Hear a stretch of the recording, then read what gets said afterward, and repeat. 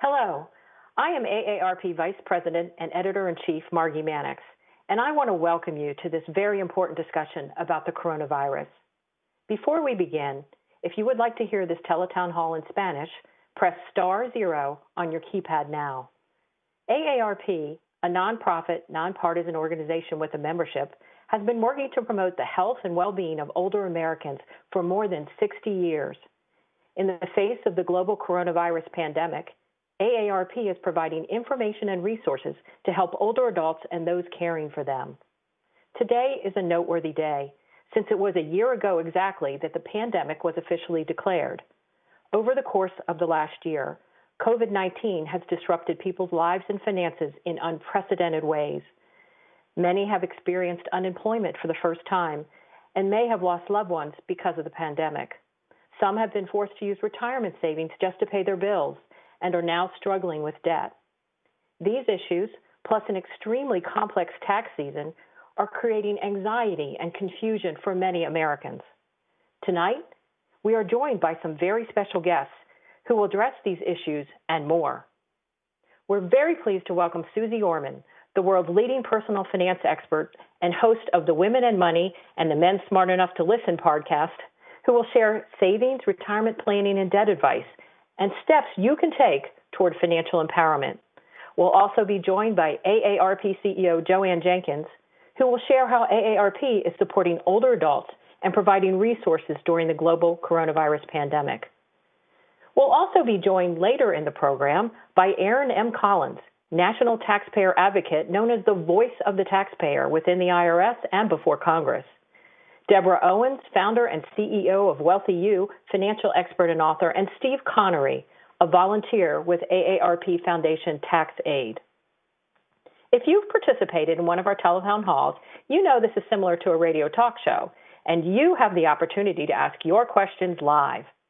For those of you joining us on the phone, press *3 on your telephone to be connected now with an AARP staff member who will note your name and your question and place you in a queue to ask that question live. If you're joining on Facebook or YouTube, you can post your question in the comments. And if you would like to listen to Spanish, press *0 on your telephone keypad now. Hello, if you are just joining, I am Margie Mannix with AARP, and I want to welcome you to this important discussion about the global coronavirus pandemic. We are talking with leading experts and answering your questions live. You're in for a treat tonight as we have some very special guests. Joining us today are Suze Orman, the world's leading personal finance expert. Hi, Suze. Hi, how are you, Margie? Great to have you with us, Suze. Thanks so much for being here. Joanne Jenkins, welcome, Chief Executive Officer of AARP. How are you tonight? I'm good, Margie. Good to be here. Great. Thank you for joining us. And later in the program, we'll hear from Aaron M. Collins, the IRS's National Taxpayer Advocate, financial expert and author Deborah Owens, and tax aid volunteer Steve Connery. We will also be joined by my AARP colleague Jean Setzfand, who will help facilitate your calls tonight. This event is being recorded, and you can access the recording at aarp.org/coronavirus 24 hours after we wrap up here tonight. So let's get started. We're a year into something no one expected, a pandemic that has changed our lives and challenged us in some unique ways. But who better to discuss the impact of the pandemic on our pocketbooks than Suze Orman, and who better to discuss the impact of the pandemic on older adults than Joanne Jenkins? So let's hand over our conversation to our very special guests. Suze and Joanne, take it away. So thank you, everyone, for being here with us tonight. We appreciate you taking the time to have a conversation with Suze and myself and our other guests who will be here with us. You know, in many ways, this is a very somber occasion, the one-year anniversary, or shall I say the unhappy anniversary of COVID-19. You know, our nation has lost over 530,000 Americans to COVID, and our nursing homes have been especially hit hard. And we've heard from so many of you all across the country about how it's affected you personally and your family, and many of you have lost loved ones. But I'm really proud of the way we've all come together to really protect each other as advocates, to be there for each other, to be caregivers for each other.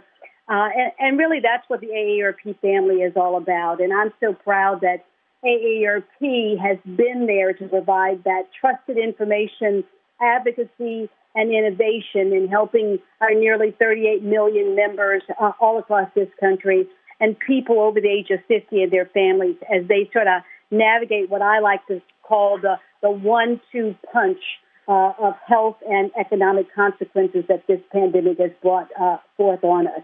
But, we're still here, so we have reason to celebrate, and there is some light at the end of the tunnel. But I'm reminded when people are, we're always asked these questions about what has COVID taught you?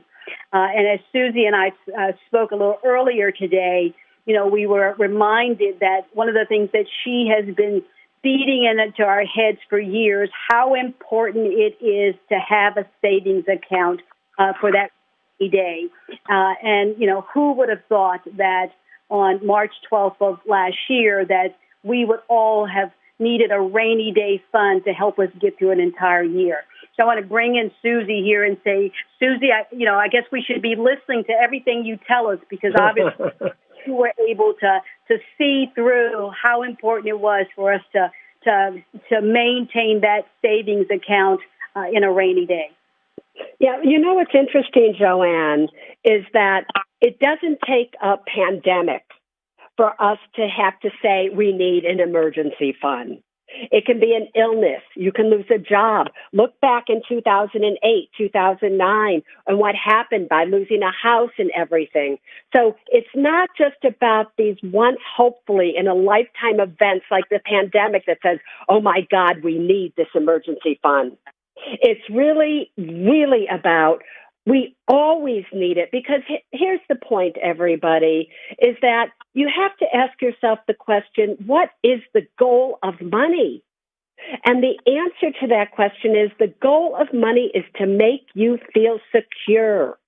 And nothing will make you feel more secure than knowing that no matter what happens to you, no matter what happens in the economy, that you're able to take care of yourself and your family for now at least 1 year. I used to say, Joanne, that it was all you needed was an 8-month emergency fund. And many times pundits would say, you only need 3 months, 6 months. Wrong.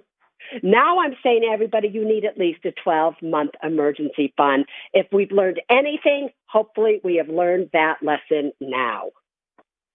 Well, and that is so important because, so many of our members who work in part-time jobs or even in full-time jobs or in the service industry really lost their income in totality and have had to adapt either are relying on that emergency fund or either family or friends and sort of going through that. So that's so important. We were talking about caregiving, and I know you lost your mother not too long ago, but how important it is for us to think through our care for our loved ones. I know for me, my sister and I take care of my 2 brothers who live in my parents' house down in Alabama, and how difficult it is to really try to address those caregiving needs so far away.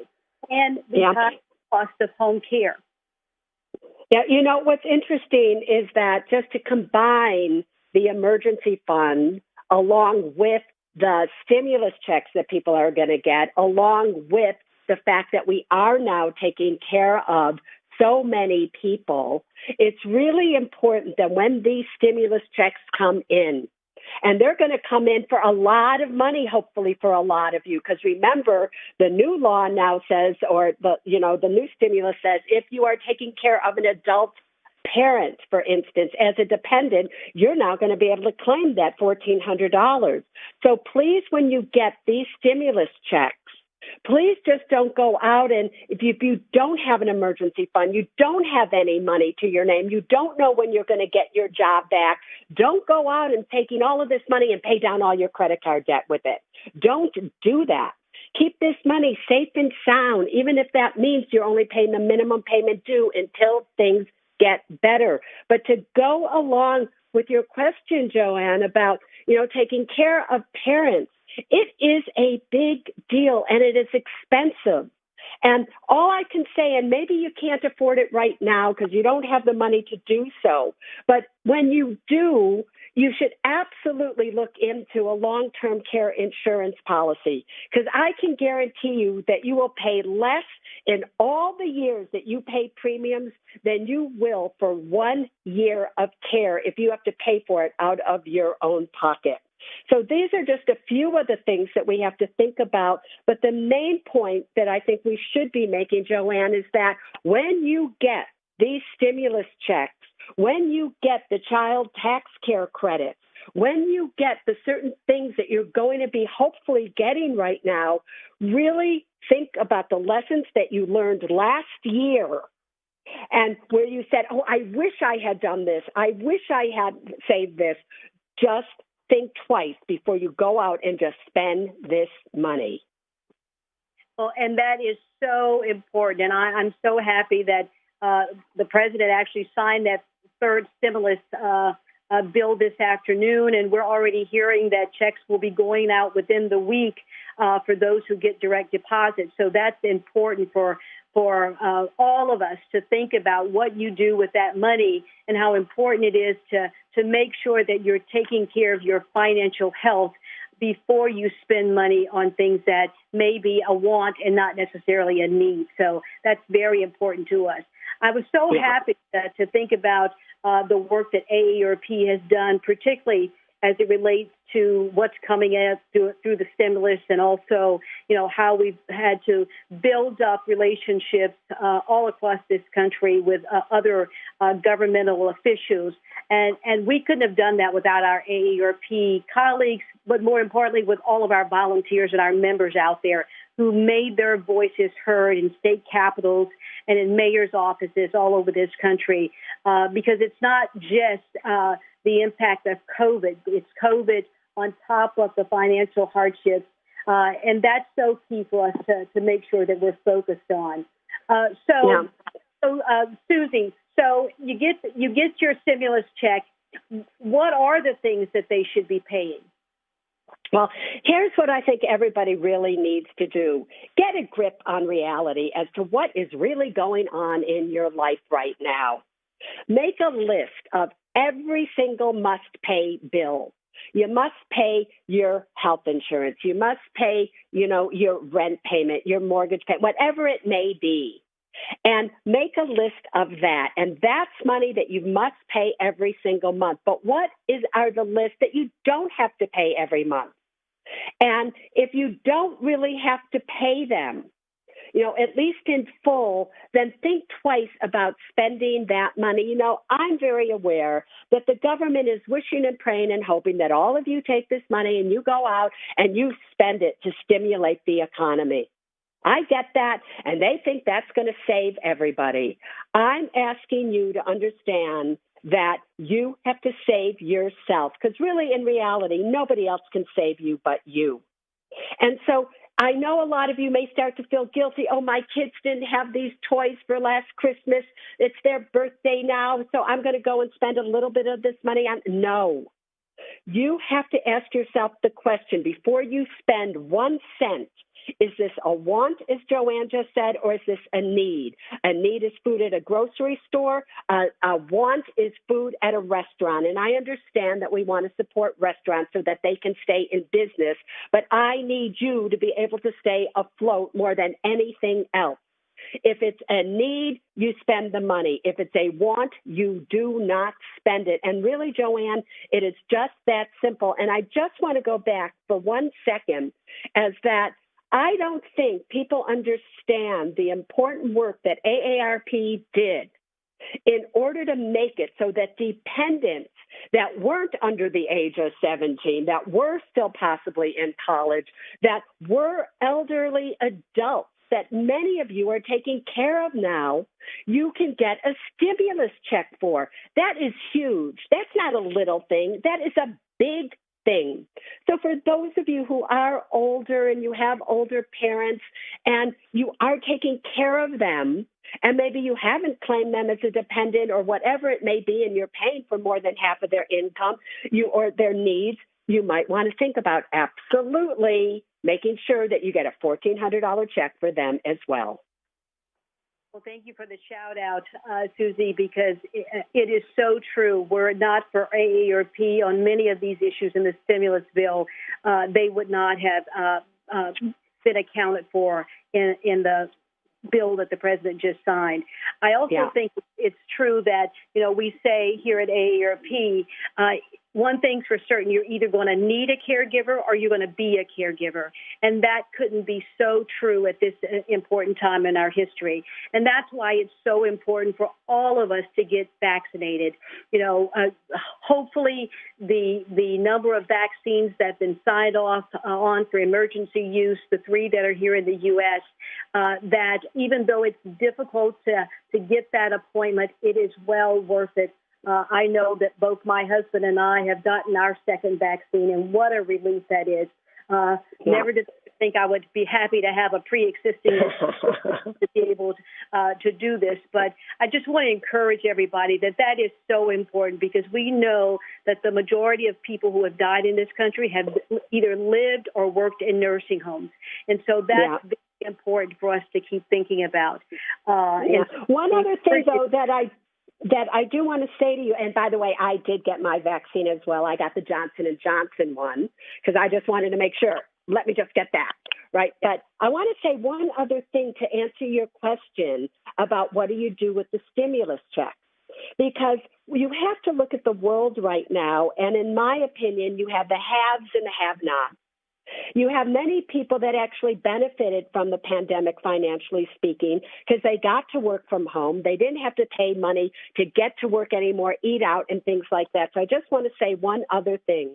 If any of you are listening and you're in a good financial situation, you really didn't lose your job, your expenses are not that high, and you're going to get stimulus checks very shortly here. And the truth of the matter is you don't need the money. There are many people that you may know that really do need the money. And if you don't need the money, everything is good. You have a 12-month emergency fund. You're not into credit card debt, things like that. You might want to think about extending those payments from you to give them to somebody who really, really is behind in rent, is going to be evicted if they don't come up with all their rent money, things like that. So where we really learn how to help one another, as you started this conversation with. Well, thank you, Suze. That's a very important comment to make. And we know that one of the things that we fought for in this new stimulus package was to extend the coverage for people not to be evicted out of their homes. And so that's another important issue. I know, Margie, you're chomping at the bit to get in here and have our members ask questions of Suze. So I think we'll throw it over back to you, and then Suze and I will be here for the next few minutes or so to answer any questions that we might have. Yes, thank you. So, what a great conversation and such great advice for both of you. So now it's time to address our callers' questions about the coronavirus's impact on their taxes and finance. And once again, I want to remind you, we were Suze Orman and Joanne Jenkins. Press *3, that's *3, at any time on your telephone keypad to be connected with AARP staff to share your question. I'd now like to bring my AARP colleague, Jean Setzfan, to help facilitate your calls. Welcome, Jean. Thanks so much, Margie. Delighted to be here. So let's take our first question. All right, our first caller is Robert from Michigan. Robert from Michigan, great to have you here. What is your question? My question is around, you've been talking about the stimulus checks. I haven't gotten the second one yet. And my question around that is, I'm going to be filling out my taxes this year, and they said something about that you could claim this on your taxes. But what happened to the second one? Did they stop it all? Yeah, Robert, what I'd like to say, this is Suze, is that and everybody listening right now, in a few minutes, you're going to have true tax experts on the line that you can really ask those kinds of questions for and to. And what I would really hope is that we can use this time to ask more personal finance questions than tax questions, because I really think, you should get it from the tax experts themselves. Is that all right with you, Robert? Yeah, that sounds like a great plan, Suze. That's a wonderful great plan. Thank you. Do we have another caller, Jean? Yes, we do. We have Brenda from, I believe, Louisiana. Brenda from Louisiana. That's great. What is your question for Suze or Joanne? Mine was the same, I guess, kind of me tax also, about the 401k. I didn't try to get anything out the 401k for the first time because I had, like you say, that extended savings. I always practice that. But now that I'm unemployed, will we reach into that 401k now? Will we be penalized? So here's what I'd like to ask you, Brenda, and I'd like to just make you aware of something, which is that all of us need to really understand that money in a 401k plan or a retirement plan is protected against bankruptcy. Okay? So what I would be asking you is, for instance, let's just say, I don't know how much you have in your 401k plan, but let's say just all that you happen to have in it would be $10,000. And now you want to take out some money from your 401k plan just to pay your bills. And now you're out of money in your 401k plan and you still don't have money, and now you have to claim bankruptcy. Do you understand what a mistake that would have been? Last year, when they allowed you to take money out of your 401k plan, up to like $100,000 if it was a COVID-related thing, that no longer is in effect at this point in time.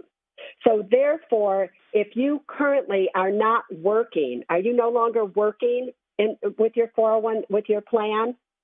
No, ma'am, I'm not working. All right, and how old are you? 58.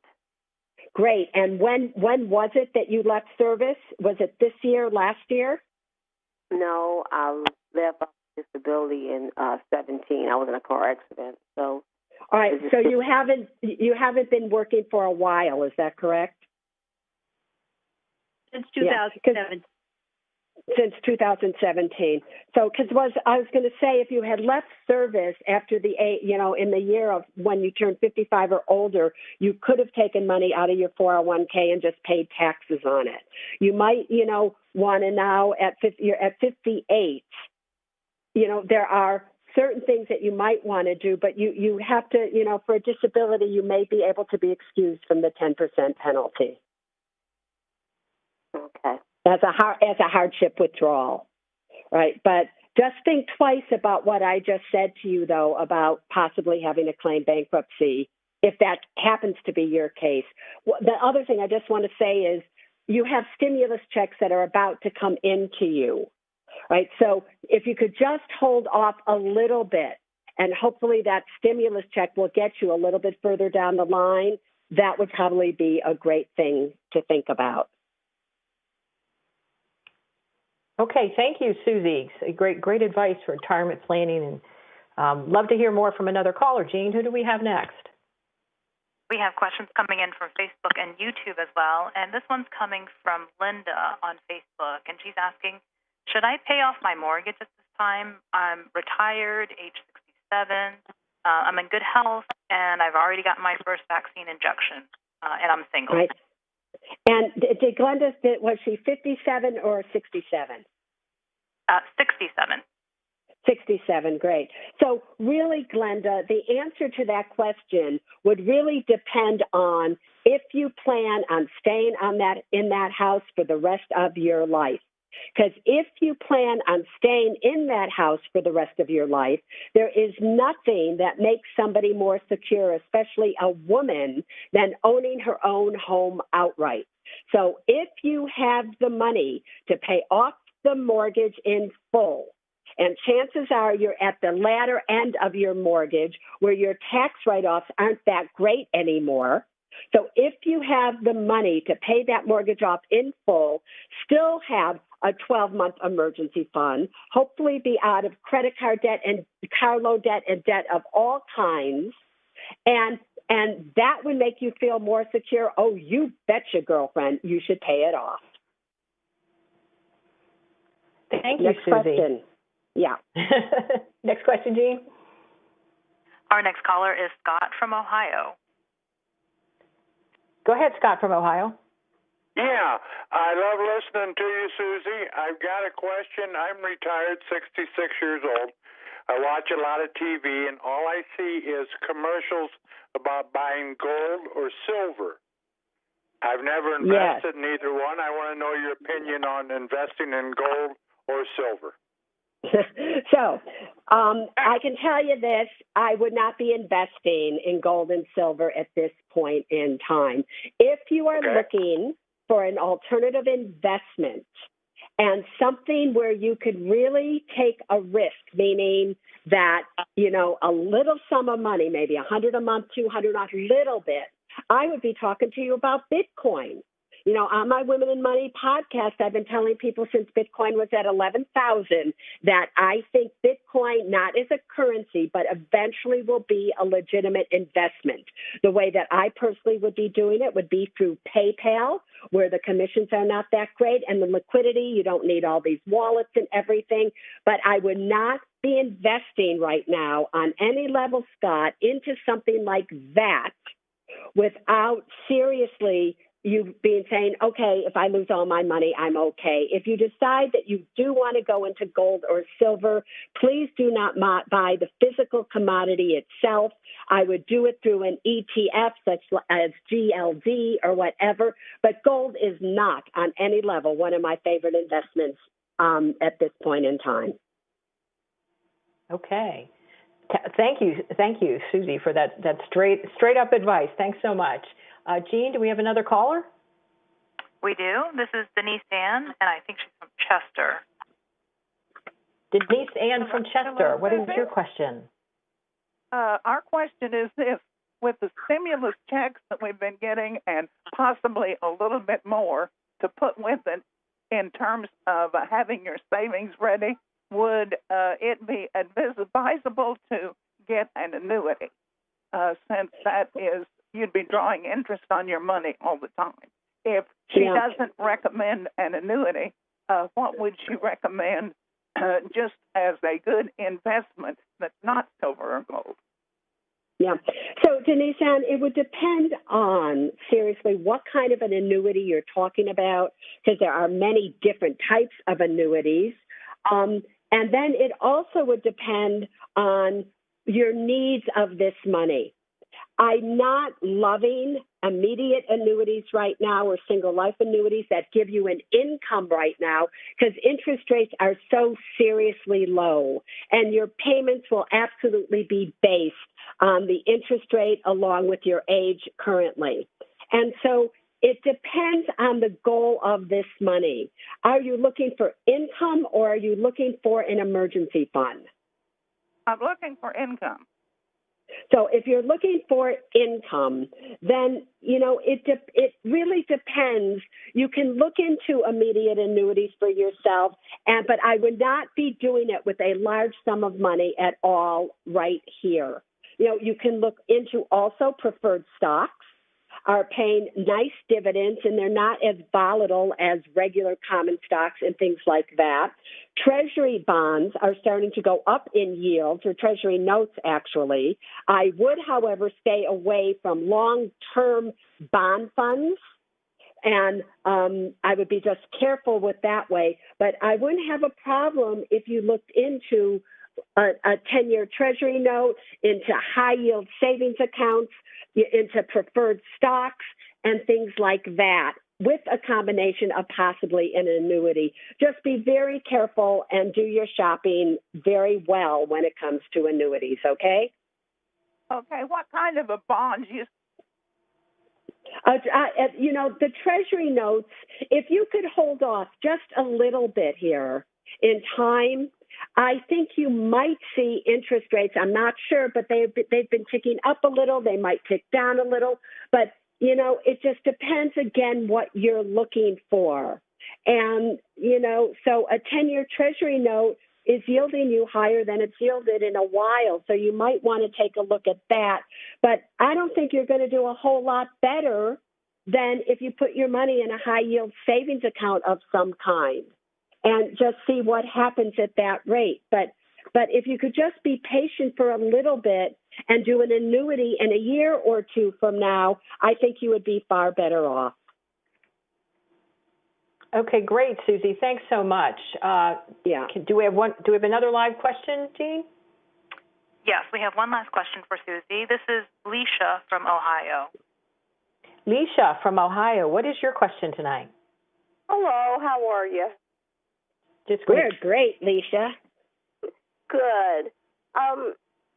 I became disabled in 2018. I'm 55 now. I've got my life insurance is all taken care of. I have a lot of debt I incurred on credit cards, and my line of credit that I took out is like at $27,000. I'm trying to pay it off. These all occurred because of being on Social Security disability and the limited income that I get, and having to pay for prescriptions and doctor bills and that sort of thing. Is it best if I change the line of credit to a second mortgage at a fixed rate? Or let me ask you a question. I heard you say you have life insurance is all taken care of. What kind of life insurance do you have? I have whole life.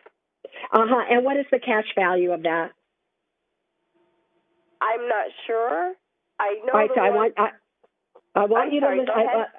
All right, and is anybody financially dependent on you? No, just myself. Thank you. Listen to me closely now. It makes absolutely no sense on any level that you have a whole life insurance policy, because who are you having insurance for? We want to make sure that you get to live your whole life as much as you can. So given the fact that you have insurance and you don't need it, chances are your whole life insurance policy has a cash value on it. And it will have and you could surrender that, and who cares, right? You surrender it. You then stop having to pay the premiums for it, possibly, because unless it's paid up already. But so you would stop paying premiums, you get the cash value, and now you have some cash in hand. I would be very, very careful if I were you about taking out a second on the house and doing all that, because the $27,000 that you have is secured debt, which means if you can't pay it, they will take your house away from you. So I would forego the credit card debt, paying the absolute minimum on it or whatever, and I would do everything I could to pay down the $27,000 of a line of credit that you happen to have. I'm sure the interest rate on the line of credit is equal right now to what it would be if you did a second. There might be closing costs, things like that. So I would just leave the line of credit like it is right now and do everything in my power to get rid of it. Okay. Great. Thank you, Susie, so much. Thank you. Thank you both, caller and Susie. I'd like to turn it a little bit back to Joanne here. Joanne, can you tell us what types of tools that AARP has that can help people navigate the financial challenges brought about by the pandemic? Well, certainly, AARP has been really working in this area for many, many years. And if you go to the AARP.org and type in the financial solutions, you'll see a whole host of information there related to the work that AARP does in the financial security area, from helping you to manage your money and some of the suggestions that Susie has said, to helping you file your taxes through our AARP Foundation, and we have someone on the line that's going to be there a little later, as well as helping them think through their retirement and how to look at Social Security and when you should be drawing that Social Security, and how you can really derive more benefits from the use of your money. So we're very proud of the work that we've been doing in the financial security area, and know that it is so important that we don't outlive our money. Susie has given us a whole host of tips. I've been keeping notes as she's been talking as well, just thinking through family and friends and everybody else who needs to make sure that they have information, the best information available for people to be making their individual decisions. Great. Thank you so much.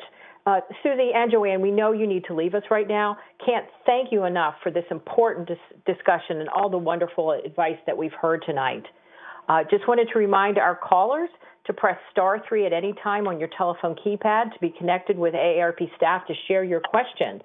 And now for the next part of our program, I am very happy to bring in additional special guests. First, Aaron M. Collins, the IRS's National Taxpayer Advocate. Then we have money expert and author Deborah Owens and TaxAid volunteer Steve Connery. Welcome to all of you. Aaron, let's start with you. If anyone knows how difficult this tax season is for Americans, it is you. Let's do a quick Q&A of the top questions you're seeing this year. What has the pandemic changed about this tax season, and what should people consider as they are filing their 2020 taxes? Yeah, thanks, Margie. Well, first, let me just do a very high-level background on myself. So good afternoon or good evening, depending on where you're all sitting, and thank you so much for inviting me to participate in today's town hall. As we've been talking about, this past year under COVID has created many challenges in all our personal lives, our businesses, and even with our dealings with the IRS. Last March, I had the privilege of being sworn in as the National Taxpayer Advocate, and I lead a tremendous group of employees in the Taxpayer Advocate Service. My position in the Taxpayer Advocate Service was created by Congress to help taxpayers free of charge when facing financial difficulties or dealing with problems when IRS systems or procedures fail. Our charge is to be the voice of taxpayers, and we get to advocate both for administrative change within the IRS and legislative change within Congress. So it's a unique role where we get to represent all taxpayers across the nation and propose changes that affect them. And as you noted, this has been a tough year for taxpayers. It's been a tough year for the IRS. And the pandemic has truly highlighted the challenges that the IRS has been facing for the past decade. Its budget has been decreased by about 20%. Its staffing decreased from 94,000 employees in 2010 to about 75,000 today. Unfortunately, the IRS is a paper-driven agency, and last year, paper was not kind to the IRS. With their closed offices, employees working remotely, paper tax returns, paper correspondence, social distancing requirements, the IRS has faced one challenge after the next, and unfortunately, taxpayers are bearing the brunt of it. So my recommendation, circling back to your question for 2021, is everyone should try and file their returns electronically. I strongly encourage everyone to make the effort to file it and include your bank writing information so you could receive your refunds timely. Typically, if there are no issues with the electronically filed return, it can be processed timely and refunds would be issued under 21 days and often as quick as 1 week. But if there is a discrepancy between your tax return and the IRS records, unfortunately, the IRS has limited staff to manually work those, and there will be delays. So again, I urge people, please file electronically, find a friend, find a family member, or use AARP's TaxAid filing program. But file electronically and get confirmation that the IRS accepted your return. And one other thing to think about is to prevent identity theft, which is truly a challenge across the country. Consider applying for what is referred to with the IRS as the Identity Protection PIN. That will prevent someone else from filing a return under your name and claiming your refund. On Tuesday, my office posted a blog under the National Taxpayer Advocate blog that explains what you need to do to apply for a PIN. So it's an extra level of protection in this day and age that is very important.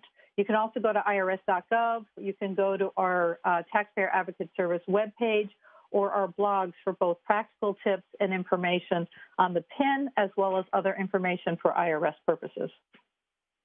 Great. Thank you, Aaron, for that inside peek at what's going on at the IRS and our returns. You did mention the TaxAid, the AARP Foundation TaxAid Locator service, and I wanted to remind our callers that if you want to know more about it, you can go to www.aarpfoundation.org/taxaid. And if you don't have a computer, we have an 800 number. It's 888-OUR-AARP. That's 888-687-2277. Now, Aaron, back to you. Last year, the filing season was moved from April 15th to July 15th. Will the filing date be moved this year, just like last year? That has been a question that's being asked for the last couple of months. In my opinion, postponing the filing date past April 15th, together with the impact of COVID, last year caused a lot of administrative problems that unfortunately the IRS is still cleaning up today, including unprocessed paper returns, backlog of correspondence, issuance of incorrect notices, and the IRS is still trying to catch up from delaying that filing date. And again, taxpayers are paying the price for that. So I know many organizations, including AARP and members of Congress, have been pushing the IRS to extend the date. I believe the IRS feels that it currently has no operational issues for it to extend it. But at the same time, it's a balancing act. You've got to do what is best for taxpayers as well as what is best for tax administration impacting taxpayers. So I don't have a crystal ball, but today I believe the IRS does not intend on postponing the filing season. But one thing you should think about is if you need more time, if a taxpayer has particular issues, they can always file a request for an extension by filing a Form 4868 by April 15th. That will provide an automatic extension for you to file your return until October 15th. But just to note, if you owe tax, the tax is due on April 15th, even if your filing date has been moved to October. A lot of taxpayers are looking at refunds. So again, if you needed the additional time to get your return filed, you can file that extension. And then also just to note, I believe it was today or yesterday, the Federation of Tax Administrators, which I think consists of most of the state taxing agencies, they too came out and said they do not want the IRS extending the date, because when you think about it, if the IRS extends, that means all the states also extend. So I think a lot of the taxing administrations are pushing back and would prefer not to extend the date. So long answer for, I don't believe it's going to happen, but unfortunately, I don't make the final decision. So, keep an eye on, tax news, newspapers. I'm sure if it did happen, it'll be front page of half of the newspapers we all read. Okay. Oh, great, Aaron. We will definitely keep an eye on that. So with the impact of the pandemic and having IRS employees working remotely, we've heard that the IRS is struggling with providing telephone service for taxpayers. So what's the current availability of the IRS customer service representatives on the toll-free lines? Yeah, this has been a long-standing problem for taxpayers. And unfortunately today, the IRS is only answering about 1 out of every 5 calls due to both increased volume and limited staff. So unfortunately, taxpayers should be prepared to have long delays, and they should consider other options, whether it's IRS.gov, other resources such as AARP, to be able to find their answers. Okay. So now I've got about 2 questions on the stimulus payments, which, we get a lot of questions about that. First, is it possible for taxpayers to verify the issuance of the first or second stimulus payment? In other words, how can they confirm that the IRS sent it, when they sent it, and what the amount was? Yeah, that's a good question for a couple reasons. One is, as I indicated earlier, if you have an inconsistency on your upcoming tax return with respect to the stimulus payments, your return potentially will get pulled out for manual review. So you do want to make sure it is correct.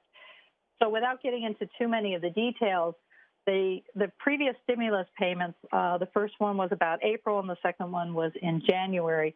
The IRS should have sent out a notice about 15 days after the payment was made. It's called Notice 1444, entitled Your Economic Payment, which should have reflected the date of the payment and the amount of the repayment. If you received both, you should have received 2 letters, one in the summer and one in February. But you can also go on to the IRS webpage. There's a tool called Get My Payment, and it will show you the amount and dates of the payment that the IRS believes you received.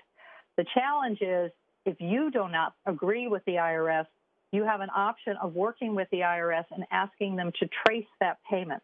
So again, on IRS.gov, it provides a phone number and a fax number where you could ask the IRS to verify that information. So before you file your current return requesting additional funds because you believe you did not receive it, you might want to work with the IRS to make sure your return is not bounced. Okay, great. Thank you, Deborah. And my last question for you right now is one that we do get a lot, and I think we did get this earlier in the conversation. I did not receive my economic stimulus payment. What do I need to do to get my payment? Yeah, I think that was your first caller's question. I believe his name was Robert. If you are eligible and you did not receive the first, the second, or the full amount of your stimulus payments, what you are required to do is to file a 2020 tax return, a 1040 or 1040 SR for seniors. And you would put in there that you received, for example, let's say you didn't get either payment, you would put 0. And as a result, potentially depending on what your income was, you could receive $1,200 for the first payment and $600 in the second payment. So by filing your 2020 tax return, you could reflect that you did not receive the $1,800 of stimulus money, and the IRS would pay that as part of your 2020 tax return.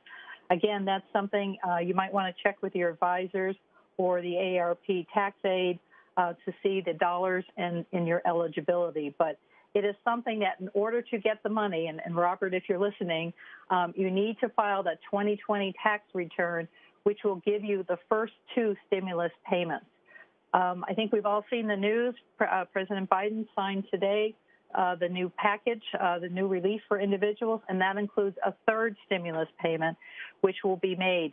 If you are a Social Security recipient, the IRS will automatically pay you your stimulus payment if you're in the Social Security system and you have bank deposit information. So you will receive that.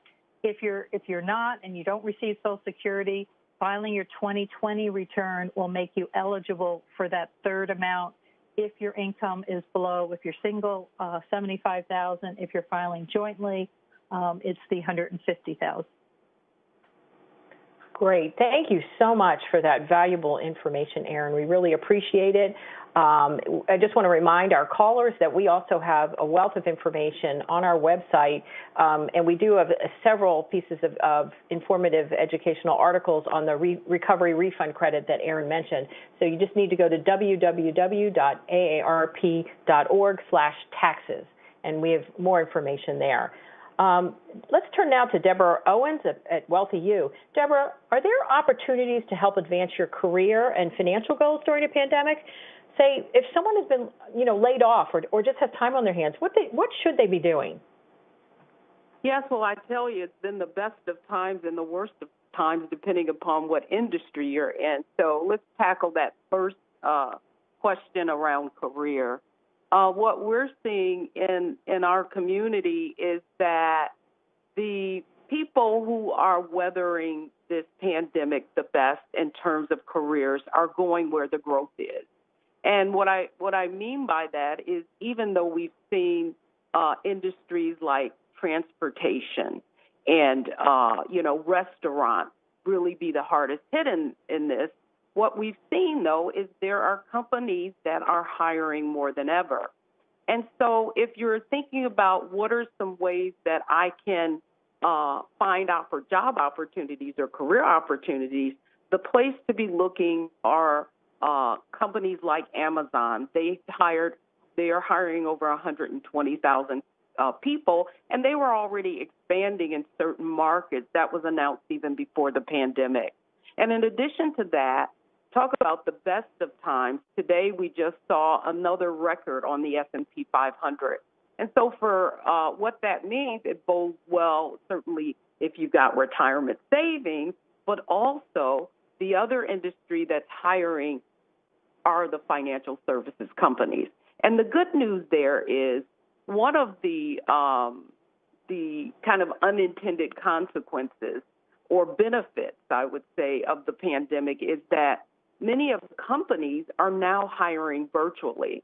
So you're no longer limited by geography, particularly in financial services. We know that many of those jobs were in metropolitan areas, large cities like New York, which is the, sort of finance capital of the the United States or the world, if you will. Now many of these companies like Fidelity, E-Trade are all hiring people, customer service agents. And, sometimes you do need licensing, but talking about ways that you can really upgrade your skills right now, another, benefit to the pandemic is many of the universities and community colleges are allowing people to take classes and upgrade their skills with certification with little or reduced fees. So, just some encouragement for our audience who maybe you're struggling through this to kind of think about what are the things that you can position yourself for to take advantage of what has really been a very unfortunate time for so many of us. Great, thank you, Deborah. So there are some opportunities out there, and there's also some more education that people can turn to. So that is great to hear. Thank you. As a reminder to our callers, to ask your question, please press *3, because we're going to take more of your live questions very soon. Now I'd like to turn to Steve. Steve, how can people access some of the free services the AARP Foundation offers to help people understand and prepare their tax forms? Thanks, Margie. Well, the first step is to go to the AARPfoundation.org tax aid website. There you get a full menu of the services that we're offering. Pre-pandemic, we were operating about 5,000 sites across the country. We have been impacted as we deal with the safety of the taxpayers, the volunteers, and our host site personnel during this pandemic. It has curtailed some of the operation. We do not have as many sites as we've had in the past, but we are offering more ways to help taxpayers to file this year. We have some of our traditional in-person sites available by appointment. We have a low-contact model where taxpayers can interact with the volunteers in 1 or 2 short in-person meetings to exchange documents, again, by appointment, and that's all on the website. We have a contact-free offering where we work with the taxpayers online or by phone and exchange documents electronically. And we also offer some self-preparation services, including coaching from a volunteer to help an individual work through the process of preparing their own return with free tax filing software. Again, the best way is to go to the AARPfoundation.org/taxaid website. Thank you, Steve. A lot of options there. So the pandemic has impacted how people are filing their taxes. So what resources are available to people who may be doing their taxes themselves for the very first time? Well, again, we offer coaching by IRS-certified volunteers for taxpayers using some free tax software. The various IRS free file software packages that are on you can access from the IRS website also include great guided preparation. So you really only need to answer some simple questions if you're self-preparing. And it does all the math, too. And as Aaron mentioned earlier, e-filing continues to be the easiest and the safest and the fastest way to file a complete and accurate tax return. Great. Thank you so much, Steve. We appreciate your sharing that information. I know you have to leave, but I just want to thank you very much for joining us this evening. As a reminder to our callers to ask your question, please press *3. So it's now time to address your questions about the impact of the coronavirus on your taxes and your finances with Aaron Collins of the IRS and Deborah Owens of Wealthy U. Again, please press *3 at any time on your telephone keypad to be connected with AARP staff to share your question. So, Jean, do we have somebody on the line? We do. Our first caller is Kay from Ohio. Hi, Kay from Ohio. What's your question? I had asked the question about the stimulus return and the child income tax credit. Sure. Go ahead. You get $1,400 for the individual. Do you get $1,400 for the child too? Aaron, you want to take that question? Sure. Kay, yes, it depends on your what the IRS calls your adjusted gross income. So if that amount is below $75,000, you would get the full amount for a qualifying child and the full amount for yourself. As you go above the $75,000 of adjusted gross income, the amount is reduced down to zero by the time you hit $80,000. So individuals between that $75,000 and $80,000 will get a partial payment for themselves and a partial payment for their child. Great, thank you. Thank you, Erin. Jean, do we have another caller? We do. This is Paula from New York. Hi, Paula from New York. What is your question? I received unemployment benefits in 2020. I made an error, so I have to repay a portion. I repaid it in 2021. Okay, I haven't done my tax return yet, but what troubles me is I had the taxes taken out when I got my payments. In repaying it, they have you send back full amount. The tax part that they took out that you never received, they have you pay it back, which I'll never understand, but I'm not questioning that. Well, now that I see that the government is going to forgive the first $10,200 of income, which applies to me, it's such a mess. I'm trying to understand how is this going to be reflected in this year's tax rate, in my 2020 tax return. I mean, you even Paula, understand what's happening? You don't ask an easy question, do you? Well, should I say it again? One. Should I say it again more slowly? I do understand the question. The challenge you're going to have, and I would always recommend as when you have complicated situations to get tax advice, but you would reflect the total amount of unemployment income with respect to 2020. If it is above $10,000, you would only pay tax on the amount above $10,200. With respect to the amount that you returned, you would then get a benefit in your next filed tax return. So that gets a little bit more complicated because you're going over different tax years. Since the law was literally just signed today, the IRS has not provided guidance on how to do the calculation. So I think some people are recommending you hold off filing your return until the IRS provides that guidance. And if you've already filed your return, where some people may have done, they may be entitled to a refund.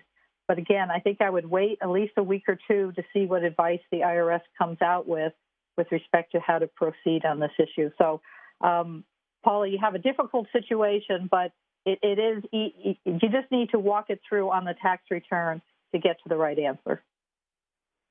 Okay. All right. Thank you, Erin. Great answer, and I'm sure all of our callers appreciated that information. So let's go back to the line. Who do we have next, Jean? Our next caller is Ruby from Michigan. Hi, Ruby from Michigan. What is your question? My question is that I'm trying to find a local place that I can go to. I used to go to AARP, where they had right at the Civic Center, which was very convenient. And I called in January, and they said that they were already booked up. And it's like, where do you go to get your taxes done for free? Well, thanks, Ruby, for that question. I'll turn that over to Steve. Can you give her some advice here, Steve? Well, we are finding that a lot of our sites are booked, and that's why we're encouraging those who can to try the self-preparation with our coaching so that you can get your tax return prepared. There's not a lot of the other alternatives. The pandemic has had a big impact, considering a lot of our volunteers are in the most susceptible group, that we have to take the safety precautions, and we just don't have the capacity that we had in the past, I'm sorry to say. But she might be able to make use of some of those options you talked about, like the coaching and things like that. That's correct, yes. Okay, great. All right, let's turn to our next caller. Jean, who do we have? Our next caller is Joyce from California. Hi, Joyce from California. How are you? I'm from Harrisburg. Am I up next? Yes, sure, you go are. ahead. Okay. I'm sorry. My question is, last year for 2020, I filed my taxes with a CPA.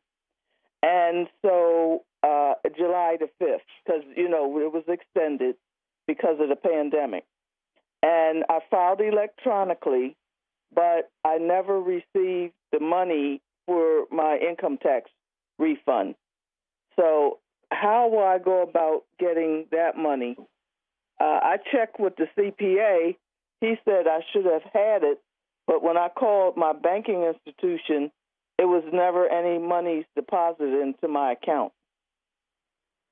It sounds like a question for you, Aaron. Yeah. Have you had an opportunity to try and call the IRS and ask or go online to the Where's My Refund to see what the IRS records reflect? Yes, I did, and I never got a response back at all. I went out there several times and never got a response back. So do you have I don't know if the website was to the internet or computer? Yes, I do, and that's where I went through. Okay, and you went to Where's My Refund? Because it should come up and either tell you It's been processed or it's in processing. It said no record found. Okay, so that means there's a problem with the IRS. And I think I mentioned earlier on this call that we understand that over 6 million of the refunds returns still have not been processed. They are sitting in a holding pattern. Unfortunately, you may be one of those. The IRS does recommend you don't file additional returns, but at some point you need to do something to get this moving along. So I would definitely continue to reach out to the IRS and see if they can tell you when and if it's been processed and where it is in the system. Okay. Thank you so much, Aaron. And thank you all callers for your questions. I'd like right now to turn back to our experts. Aaron, a common scam spikes around tax time every year. Criminals pose as the IRS calling for back taxes, and then they threaten arrest if it's not paid immediately. What should someone do if they get that kind of call? Yeah, unfortunately, scams spike around this time of the year, so absolutely be alert. First, you should know the IRS does not contact taxpayers by email, text message, or using any sort of social media to request any personal information. The IRS should contact you by mail first, and they will never request a local police to participate, and they will never demand a credit card number. So if you're hearing that, and if you have any doubt, just end the call, get their information, call the IRS, verify whether or not that is in fact an IRS employee and that what their purpose is. We're seeing a number of scams right now, anything from suspending Social Security payments, where they're threatening to sue or to, seize your bank accounts, scams on requesting assistance for the disasters, trying to take advantage of people's generosity. If anyone reaches out to you from a government agency that you are not expecting, please make sure you verify that that individual, in fact, works for that government agency. And when in doubt, call and verify. Unfortunately, one of the scams we're seeing as a result of COVID has to do with unemployment insurance, and it is rampant throughout the entire United States. Fraud unemployment claims were filed in multiple states using someone else's identity. So let's say someone filed unemployment compensation or benefits under Aaron Collins and used my Social Security number. What will happen is now I will get a Form 1099 indicating that I have unemployment insurance. If you receive that 1099, you need to reach out back to the state to get that corrected. And please do not report that to the IRS because that is not your income. If you did not receive the income, do not include it on your tax return, but continue to work with the state agencies to have them correct that 1099 and submit a correct one to the IRS. Oh, my gosh. Okay. I want to remind our callers, we have a wonderful program at AARP called the AARP Fraud Watch Network, and we do have information about those two scams that Aaron just mentioned on our website. You can find it at www.aarp.org/fraud Fraud Watch Network. If you don't have access to a computer, you can also call during business hours. It's 877-908-3360. Thank you so much, Erin, for that information. Now let's turn to Deborah. Deborah, how has the pandemic impacted retirement savings? And how can people make up for losses if they lost their job, for example, and couldn't save? Well, a couple of things. The more than 33% of Americans actually withdrew or borrowed money from their IRA during the pandemic. But the good news is that, and I know it was mentioned earlier, but with the CARES Act, you're allowed to withdraw up to $100,000 without paying the 10% penalty that you would if you're under 59 and a half. But certainly I'm not suggesting someone do that. But we do know that people have been financially stressed. You, unlike in the past where you only had 60 days if you took a withdrawal out of your IRA, you now have more than 3 years to pay that back. So I know someone asked earlier about that. So that is the good news, right? Because that penalty typically is more than 10% if you had to take the money out. So that's the good news.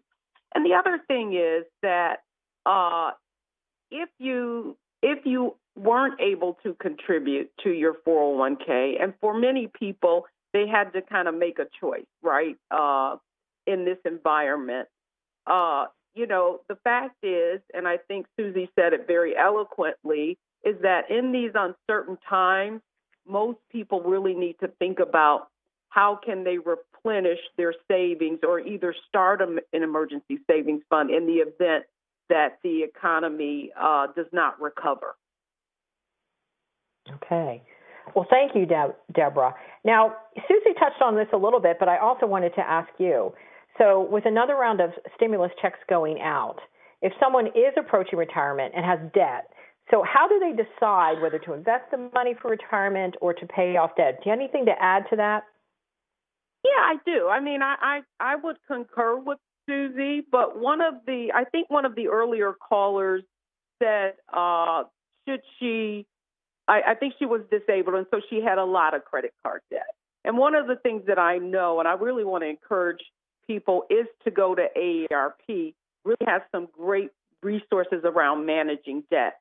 And so for people who are dealing with debt, one of the most effective ways for you to get assistance is to get help from the National Credit Counseling Agency, because particularly in this environment, they may be able to negotiate some of those debts or some of those interest rates down, because that is what's really impacting people, paying those minimum, but knowing that if you're disabled or retired, you may not be able to afford to. All those balances are just going to continue to compound. So I really want to encourage people to take advantage of the tools on AARP, but also to call and get assistance.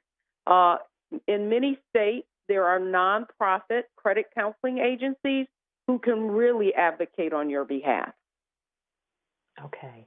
Well, thank you so much, Deborah, for that practical advice. I know I speak on behalf of our callers, and thank you so much for that. This has been a very informative discussion, so thanks to each of you for answering our questions. And thank you, our AARP members, volunteers, and listeners, for participating in this discussion. AARP, a nonprofit, nonpartisan organization with a membership, has been working to promote the health and well-being of older Americans for more than 60 years. In the face of this crisis, we are providing information and resources to help older adults and those caring for them protect themselves from the virus and prevent its spread to others while taking care of themselves. All of the resources referenced, including a recording of today's Q&A event, can be found at aarp.org/coronavirus on March 12th, tomorrow. Again, that web address is aarp.org/coronavirus. So go there if your question wasn't addressed tonight, and you will find the latest updates as well as information created specifically for older adults and family caregivers. We hope that you learned something that can help keep you and your loved ones healthy. And please join us on March 25th at 1 p.m. and again at 7 p.m. Eastern Time for 2 more live coronavirus Q&A events. Thank you and have a good day. This concludes our call.